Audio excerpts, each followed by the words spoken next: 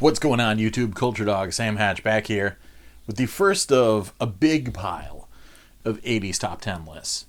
As I said before in the State of the Channel Address video, I was going to try and do top 5s, but it's just too hard. So I'm going to cheat. I do top 10s. And we're going to go through a bunch of different genres, etc., and then also do my top 50 favorite 80s Laserdiscs. So keep an eye on the channel for those. I'm going to try and bounce back and forth. We're going to get really 80s up in here. So grab your Rubik's Cubes and get tubular, whatever you need to do. Put on some Flock of Seagulls LPs, and we're going to tear it up.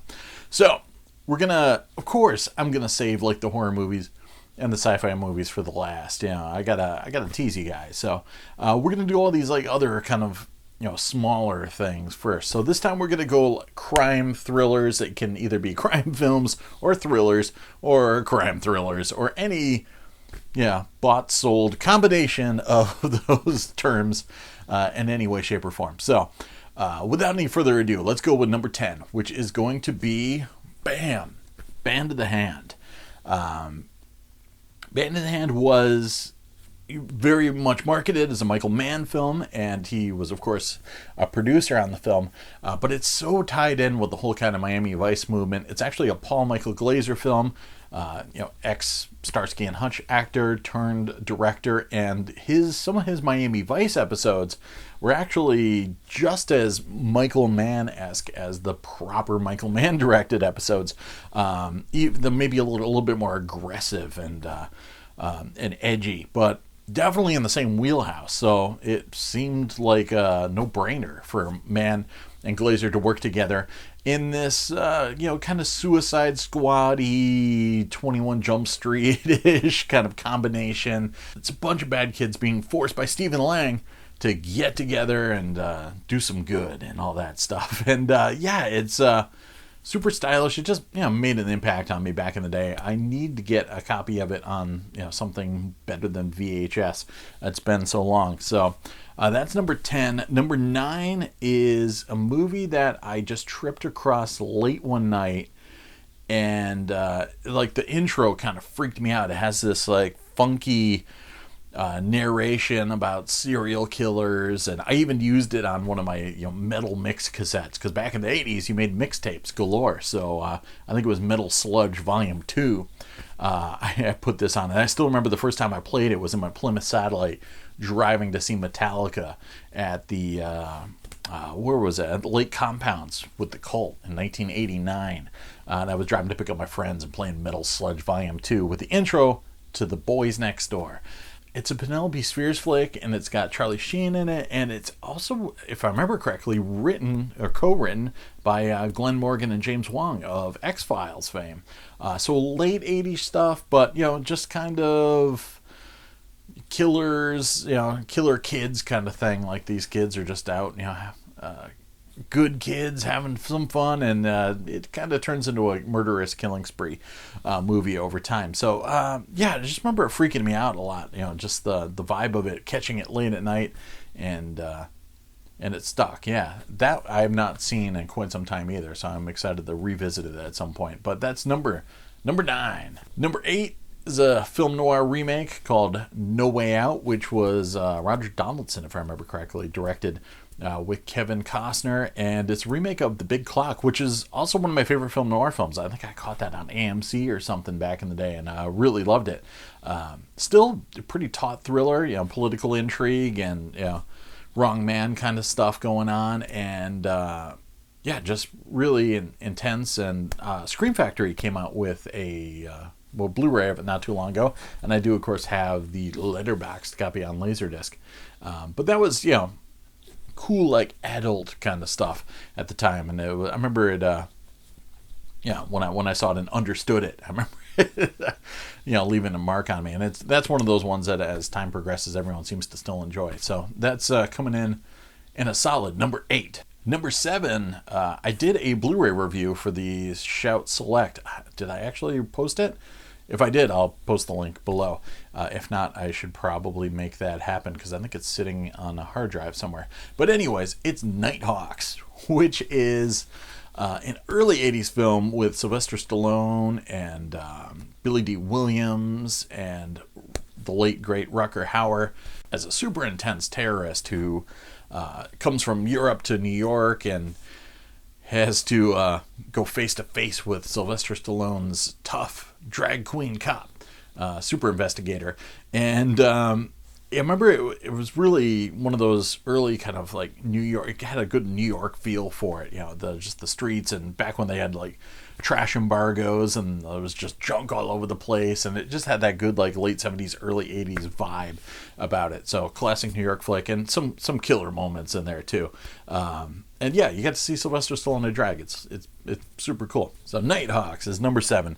Number 6 is Cimino's The Year of the Dragon. Another one I didn't see in theaters. I just caught late night, and it was just a cable staple back in the day. Nobody really enjoyed it that much when it came out in theaters. I don't remember the critics really getting that into it, but Mickey Rourke is in it. It's just a Chinatown adventure action film, and John Lone in there as well. And yeah, it just had a lot of style, and really it's just one of those ones that I knew it wasn't a beloved cinema classic, but it was like, yeah, I'm going to watch this one again and again over the years. And there's actually a Warner Archives Blu-ray, if I remember correctly, out there. Number 5 is Roman Polanski's Frantic. And it's a really, really intense film. I remember one of my friends talking about it. He, at the time we were starting to kind of get a little bit older and a little bit more interested in things that weren't just, Chris Columbus, Steven Spielberg, Joe Dante kind of stuff, George Lucas kind of stuff, and start having a little bit more interest in quote unquote adult films. And I remember him saying he went to go see it and was blown away by it. And yeah, it's a real simple film. Harrison Ford is abroad, and his wife goes missing, and he becomes embroiled in this very noir-esque series of it's not really a caper, but it's kind of like an underground adventure. And Emmanuel Segnet gets involved, and he gets to see the underbelly of Paris while he's trying to recapture his wife. And yeah, it just it's one of the better Polanski films. Whatever you think about Polanski, notwithstanding, it's a killer film, and I need to get it on Blu-ray. For the longest time, I just had that snapper case, full frame version that Warner dumped back in the day. So I need to get an upgrade from that sucker. But yeah, Frantic. It's also the name of a really good Brian Ferry album, but that's not 80s related, except for Brian Ferry was awesome in the 80s. Number 4 has got to be Brian De Palma's Scarface. As I mentioned before, I'm a big, Miami Vice fan, and Scarface obviously resetting it instead of a Chicagoland crime tale and turning it into a Cuban crime tale in Miami. It just had a lot of the same juju that Miami Vice had, from, this was just like a couple of years before Miami Vice came out. There was a big forbidden fruit angle to it as well. I mean, at that time, there wasn't much that I wasn't allowed to see. Obviously, I wasn't able to go to see hard R films in the cinemas, but at least when I hit cable, there wasn't that much that I was forbidden from watching. Like back in the day when the end of Psycho would come on, and then my parents would force me to go out of the room. But this was one of those movies that was just like so intense, especially the chainsaw scene, etc. It was one of those rare occasions where there was something on cable that it was just like, oh yeah, no, you got to leave for a minute. So when I did finally get to see it, it was real forbidden fruit material. And Giorgio Moroder doing some killer soundtrack stuff. If you've ever played Grand Theft Auto Vice City, I'm sure you're a fan of all those jams. And yeah, just total over the topness for sure. Brian De Palma, good stuff. I mean, he's real hit or miss with me, but yeah, as long and kind of indulgent as Scarface is, gotta love it.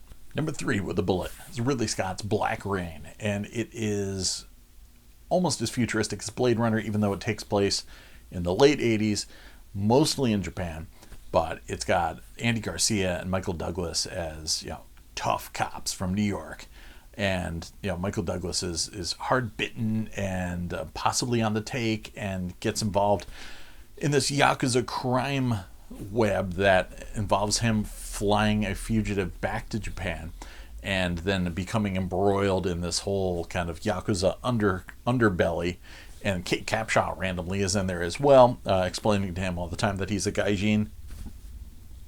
that he shouldn't be there. Yeah, it's just such a fun film. It's great, beautiful, top-notch Yondaban cinematography in there. Killer soundtrack with some Ryuichi Sakamoto on there. Great Hans Zimmer score. Yeah, Black Rain was my jam. I just wish I had seen it cinematically. I didn't see it until it came out on probably cable, and then I bought the Laserdisc, and that was my go-to version for the longest time. So yeah, I'd love to see like a 35mm print of Black Rain, because it's killer stuff. So that's number 3. Number 2 shouldn't be too much of a big surprise. We're going with William Friedkin's To Live and Die in LA. That one I definitely did do a Shout Select Blu-ray review of, and William Peterson is so intense in it, and he just such a presence, and killer car chase action in there, and if you haven't seen it before, just quickly, it's a tale of Willem Dafoe as a counterfeiter, and then Willem Peterson is a Secret Service agent who's going after him, and he is kind of prone to twisting and bending the law, and delving into a lot of kind of gray areas in terms of legality. Yeah, really cool film. And it's the film that taught me how to counterfeit money. I mean, I don't counterfeit money, but I just remember being in graphics class in school at the time, the first time I saw it, and I was like, oh, I have all that equipment. I have the goldenrod. I have the electrostat machine. I got everything I need to do this stuff. Yeah, To Live and Die in LA, classic. And the killer Wang Chung score as number 2. Number 1 also probably isn't a big surprise, and comes close to my, I try not to have 2 movies from the same director on the same list, but considering he was a producer on Band of the Hand, that doesn't count, because number 1 is Michael Mann's Manhunter, a flick that at the time it came out, I think I was most excited that Chris Elliott from the David Letterman show was in it, and but oh man, William Peterson again, that's just what a 1-2 punch between Manhunter and To Live and Die in LA. Super intensity as Will Graham. Later portrayed by Ed Norton in the remake Red Dragon. But so it's a Hannibal Lecter film with Brian Cox playing Hannibal, and Dennis Farina, of course, is in it, and it's just vivid and intense. And Tom Noonan is a super awesome villain. Killer soundtrack. I mean, the soundtrack's like total Michael Mann 80s stuff with like lots of shriek back on there, etc. You got to get it. Yeah, you got to get the soundtrack. You got to get the movie. Pick up the Blu-ray. The Shout Factory put out not too long ago. It's amazing stuff. Super stylish and killer. Was it Dante Spinotti did the cinematography? Fantastic stuff. So that's one that's like always going to be one of my favorites. As the list got towards the top, they're like my go-to ones. I'll rewatch Black Rain and Manhunter and To Live and Die in LA like all the time. So those are staples for sure. So that's the top 10 list of crime thrillers. We're going to come back with some more 80s top 10. So stick around. It's going to be fun. Cheers.